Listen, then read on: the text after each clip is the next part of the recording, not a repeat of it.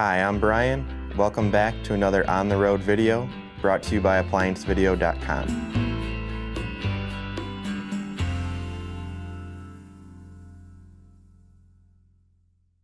Stop! Before beginning any repair, always be sure to disconnect the power to the appliance.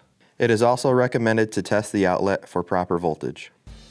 Today we're looking at a Whirlpool Gold Series French door refrigerator, and the original complaint was that the unit was not cooling in both sections. So what we've done and found the first time is the unit had a leak in the sealed system, leaked out the refrigerant. So we replaced the fresh food evaporator, the compressor, and the filter dryer. It ran good for about a month, and now the issue is that the freezer works fine, but the refrigerator is not cooling properly. What we found through testing and through contacting Whirlpool tech support is that the reversing valve is not moving to the correct position to send refrigerant to the fresh food evaporator. So for this repair, we will be replacing the reversing valve. The tools needed for this repair are a 1/4-inch nut driver, small flat blade screwdriver, a pair of wire strippers, tubing cutters, a reclaimer, a recovery tank, a refrigerant scale, a vacuum pump, a set of gauges, torches, heat shield, and sealed system tools. When recharging or reclaiming any refrigerant in the system, the first thing we have to do is put the reversing valve into the home position. And to do that, we're going to need to gain access into the diagnostic mode. So we're going to select the first two buttons here. And you can see it counts down 3, 2, 1. And now we're in the diagnostic mode. We're going to need to go to test number 4. And at this time, 01 means that the valve is going into the home position. And it's recommended that you leave it here for 1 minute and then go ahead and unplug the refrigerator. You can actually hear at the beginning of this the reversing valve clicking. And once that's done clicking, that means it's into the home position. So we can go ahead and unplug the refrigerator and gain access to the rear of the unit. All right, so we're going to remove our compressor compartment cover here. There's going to be some 1/4-inch screws.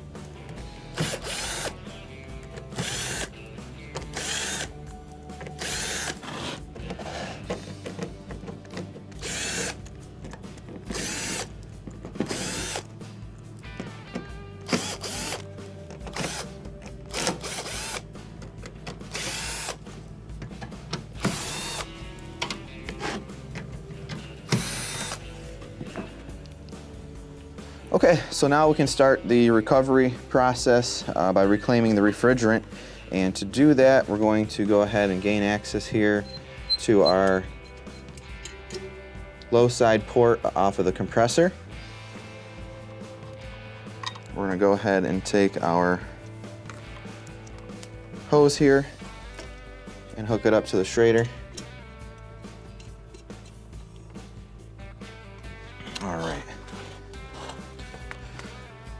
All right, so then we're going to take our other hose here from the gauge, and we're going to go to the in port on the reclaimer.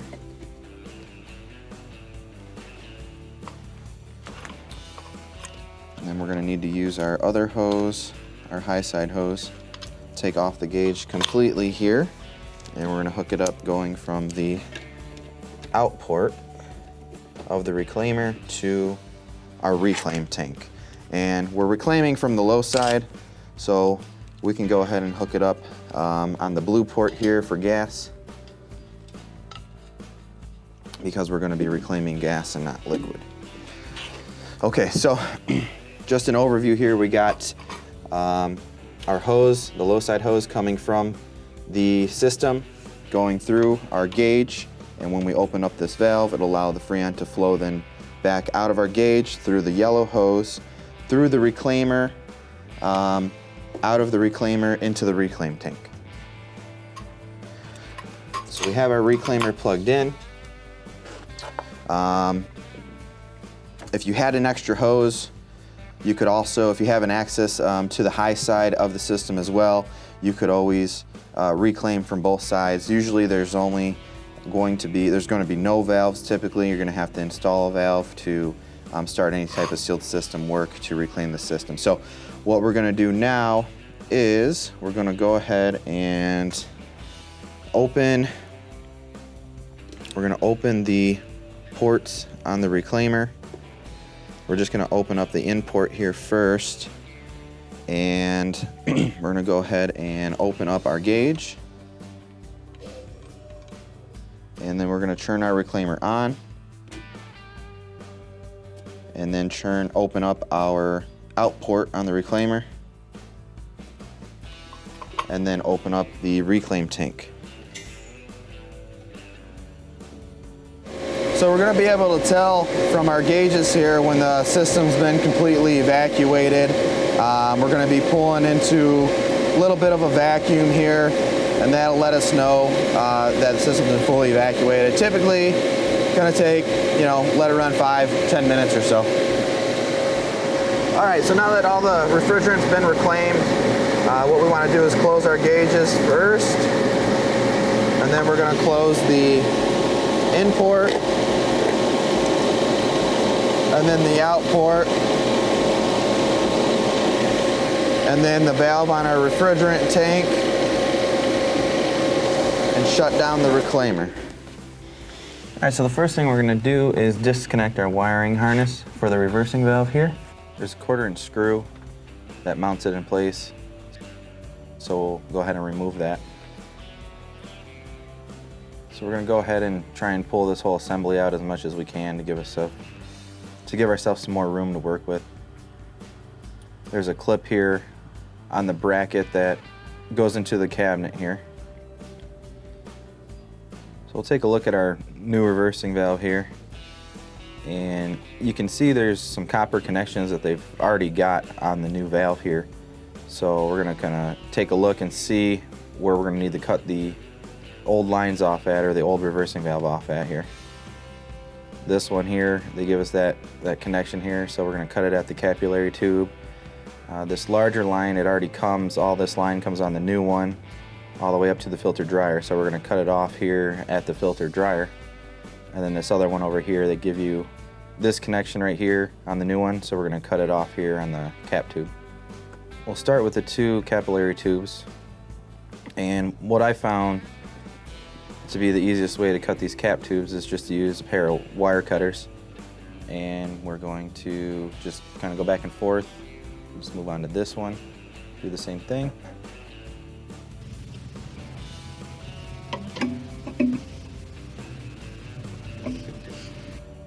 And now this one over here, we're going to use a pair of tubing cutters, and we're going to cut it off right on the filter dryer.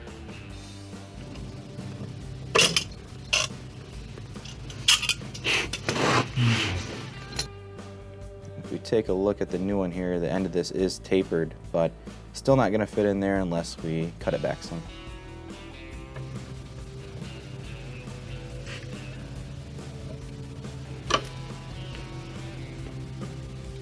Okay. All right, so we're just making sure the ends of our 2 capillary tubes here are open, not pinched shut or have any debris in them or anything. Everything looks good. We're going to go ahead and take our new valve and dry fit it here in place.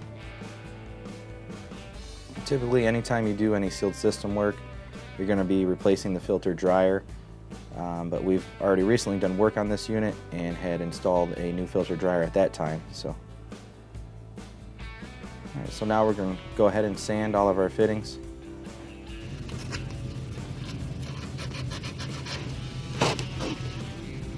And we're going to be sanding the copper tubes that are going to be fitting inside of the larger copper tubing.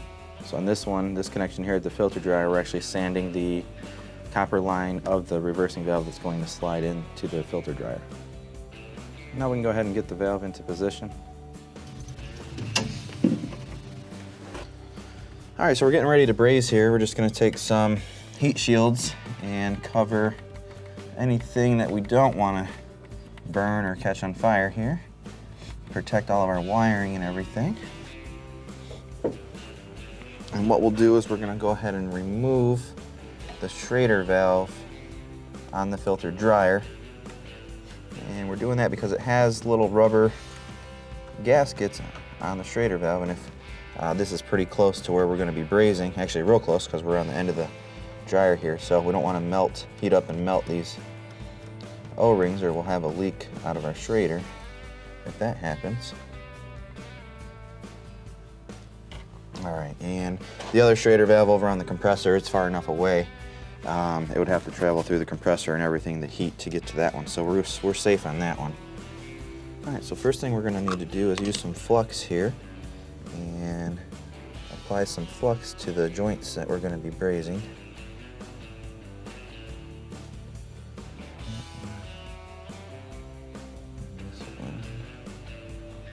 This one over here. Alright. And these are all copper to copper lines, so we're just using some standard lead-free water-based flux, and we're going to use just our standard braze stick here. Now we're ready to go ahead and set our torches up and get ready to braze these lines.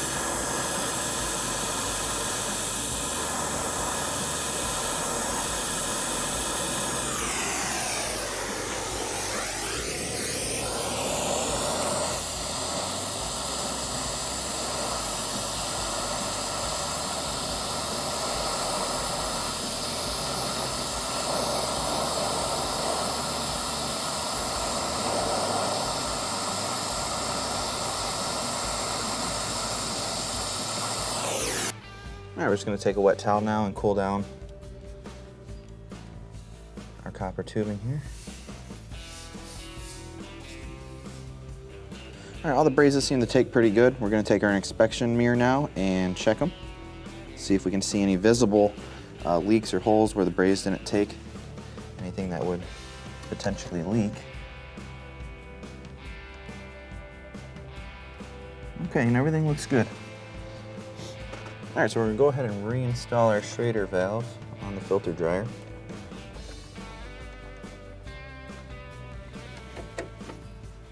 And next, we're going to hook up our gauges and leak check the system with some nitrogen.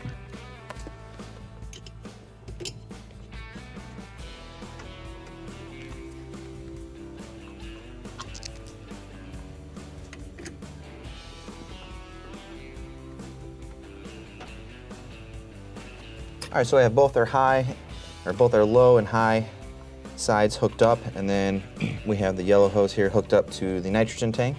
And what I'm going to do is I'm only going to allow the nitrogen to flow through the low side, and we're going to just monitor the gauges to make sure both sides equalize, which would eliminate a restriction in this point of the system. So we're not going to charge anything through the high side, just the low side, and see if our pressures equalize, and then check for leaks as well.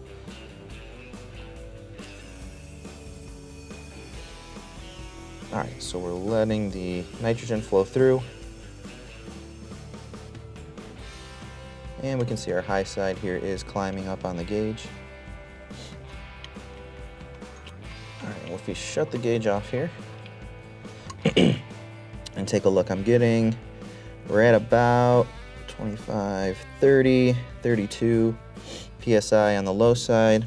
And if we take a look on the high side here, we are also right at 32. So pressures have equalized. We got 32 pounds of pressure in the system, which is enough pressure to show us any leaks that we would have. You would be able to hear them or see them with the bubble leak detector. So that's what we'll do next, is take our bubble leak detector here and go around all the fittings we just brazed in.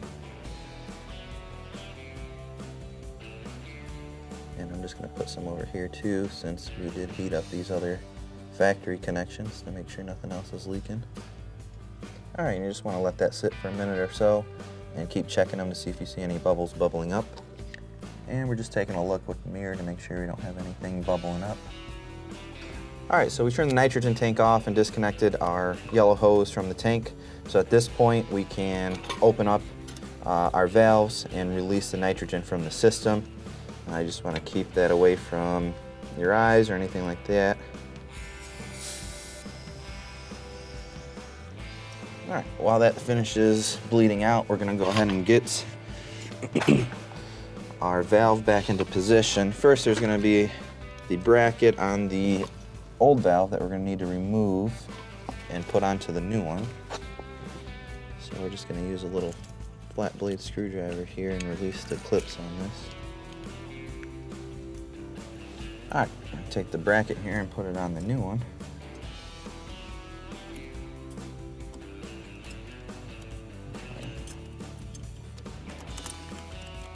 Just snaps into place there with those clips.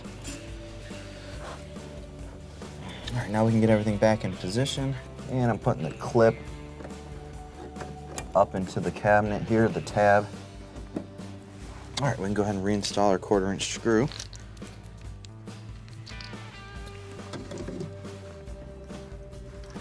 And reconnect the wire harness.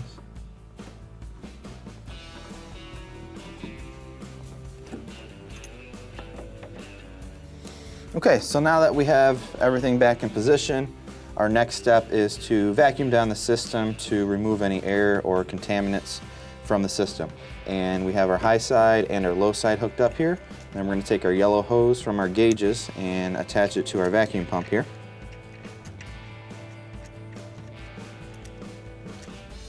All right, we'll go ahead and turn the vacuum pump on, and then we're going to open up both high and low sides of our gauges here so that we're pulling the vacuum from both sides. It'll go a little quicker, and it's going to be better to pull a vacuum from both sides to remove as much as we can versus one side or the other. And you want to let this run for about 20 minutes or so. It should pull down into a 30-inch vacuum here, and then what you want to do is close your gauges off first and then shut the vacuum pump off. And once by closing your gauges first, it's going to hold that 30-pound or that 30-inch vacuum, and then you can monitor that for 10 to 20 minutes and see if that vacuum changes, because that will be an indication if the vacuum lessens or it pulls out of a vacuum ending, that's going to be an indication of a leak in the system as well. All right, so now that it's been running for about 20 minutes, we're going to go ahead and shut our low and high valves at the gauges here, and then shut our vacuum pump off. And all right, you can see on the low side here, we're right at a 30-pound vacuum, so you want to take real good notice and look at where that needle's at exactly here, and then we're going to let it set for another 20 minutes or so and come back and see if that needle has moved, which if it does, that would indicate a leak in our system. All right, so it's been about 25 minutes and our needle has not budged. We're still right at the 30-pound or 30-inch vacuum that we're holding, so that does verify that there are no leaks in the system. All right, we're going to go ahead and remove our yellow hose from the vacuum pump and put it on our tank of R134A here.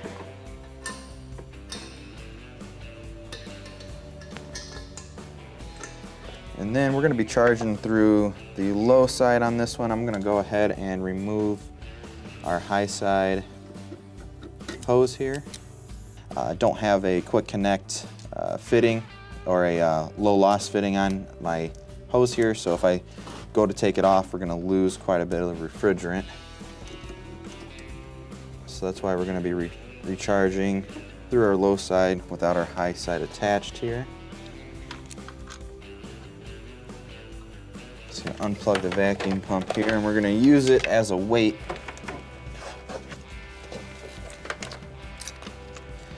And we're going to be using it on our hose that's attached to the tank, because we're going to be scaling in the refrigerant, so we don't want any movement that's going to affect the scale. So we'll go ahead and position this here. We don't want anything touching the scale. we're gonna go ahead and turn our tank on, open our valve on the tank.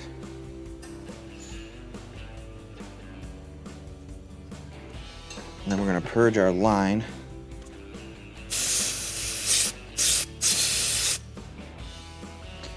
All right, and then at this time we can go ahead and zero our scale out. And we're gonna be putting in 5.5 ounces of R138 refrigerant, which is what this refrigerator calls for. And you can find that on your model serial number tag inside the unit. It will tell you the correct amount of Freon in the system. So we're gonna go ahead and allow the recharging to begin. We're just gonna open up our gauge and let the flow go into the system and take as much as it can without turning the compressor on at this point. Probably not going to take all of it. It's kind of cold, my tank's kind of low, but it does have a partial vacuum still in the system, which will help draw in some of the refrigerant. So we're just going to go ahead and open up our low side. All right, we're at 2 ounces now and it's starting to slow down.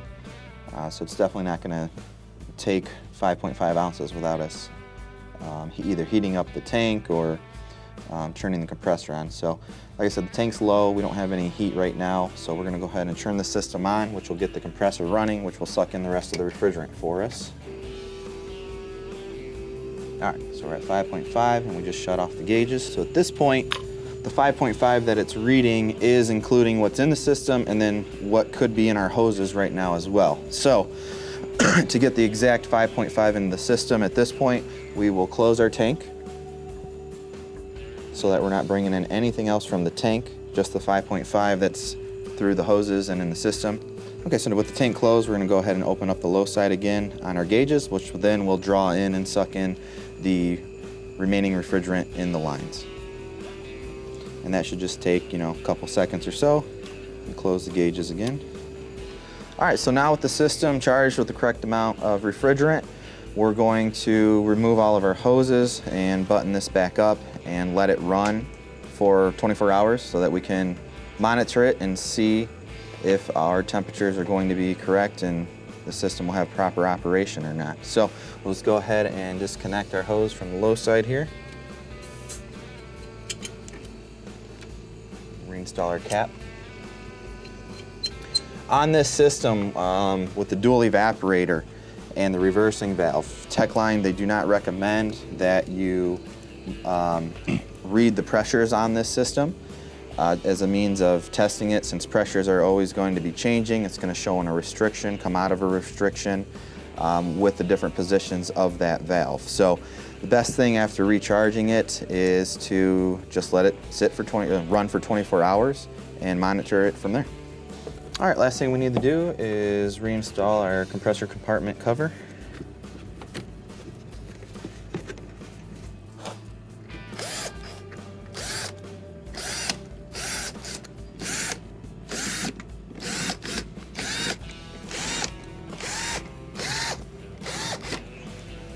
And that will complete your repair.